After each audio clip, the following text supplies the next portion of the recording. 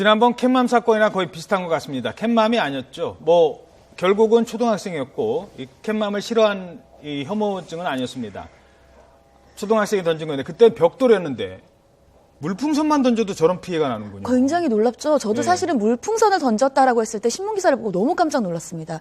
물풍선을 던졌는데도 차량이 저렇게 파손됐습니다. 저 안에 만약에 사람이 타 있었으면 사람도 다칠 수 있는 정도의 상황이죠. 이 유리가 정말 깨지는 정도입니다. 그렇기 때문에 아까 우리가 앞에서 말씀드렸지만 물풍선도 가속도가 붙으면 저 정도의 파괴력을 가집니다. 그렇기 때문에 사람의 손바닥만한 돌, 벽돌 같은 경우는요. 본인이 정말 화가 나거나 아니면 낙하 실험을 했다. 그게 정말인지 핑계인지 이제는 모르겠습니다만은 이제 낙하 실험을 했다 하더라도 굉장히 지나가는 행인들에게는 정말 사람이 살해될 정도의 위협입니다. 자, 그런데 하나 좀 따져봐야 될 게 뭐냐면요. 지난번에 이런 일이 발생했어요. 그럴 때 대책 만들어 놨습니다. 옥상에 잘 못 올라가게 하고. 근데 이 학생들 똑같은 일을 했어요.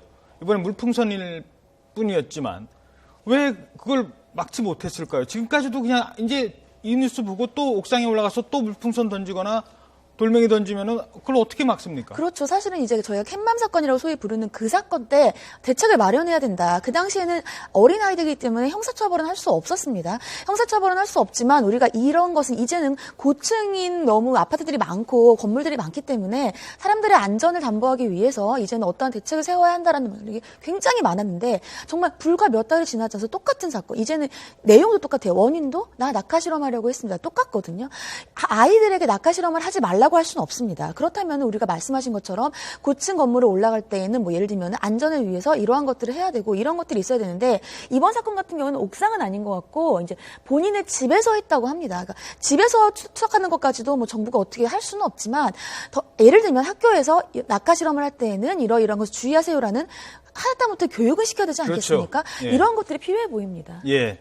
자. 이게요, 위에서 풍선 맞았는데, 별일 있겠어라는데, 실제로 이 아이들의 이런 투척 장난 또는 실험이요, 이번만 있었던 게 아니고, 지난번 캣맘 사건만이 아닙니다. 실제로 사망한 사례도 있었습니다. 불특정 다수를 대상으로 생명에 위협을 가할 수준의 투척행위, 그걸로 다친 경우, 사망한 경우도 있었죠? 꽤 많습니다. 저희가 이제 많이 알고 있는 사건이 캣맘 사건일 뿐이지 그 전에도 많이 있었거든요. 실예로 중학생이 그냥 장난 삼아서 벽돌을 던졌습니다.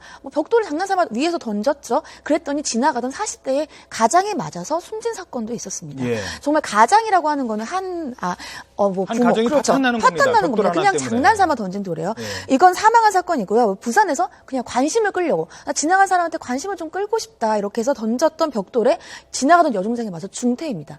물풍선도 저 정도의 위력이죠. 벽돌 같은 경우는 정말 중태인 것은 굉장히 심각한 상황인 거고요. 그냥 초등학생이 15층에서 장난 삼아서 물건을 던졌습니다. 행인 지나가다 맞아서 다친 사건도 많고요. 우리가 모를 뿐이지 굉장히 빈번히 일어나고 있는 사건입니다. 예, 알겠습니다. 이게 장난 삼아 던졌다. 이제는 더 이상 던지지 못하게 하는 방법을 좀 더 찾아봐야 될 것 같습니다.